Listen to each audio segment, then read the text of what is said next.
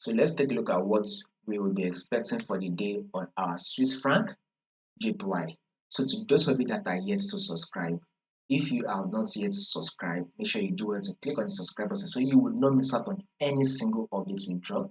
Once you subscribe, click on the bell notification so that instantly you will get an update once we drop one. And so subscribe and click on the bell notification. Let's see what our trend is on Swiss franc JPY. You all know that before you take a trade, you would want to know the trend of that trade, right? And we can clearly see that Swiss franc JPY is in an uptrend move.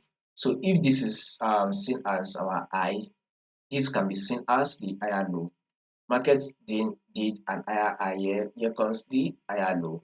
Market eventually formed push up to form a new higher high, and here comes the higher low.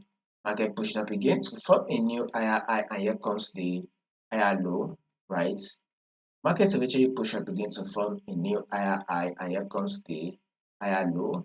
Market push up again to form a new higher high, and here comes the higher low.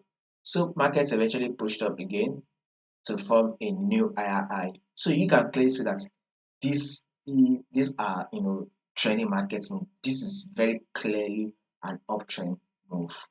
Then here comes the higher low. So within this higher low that market did, our market formed, it is ranging.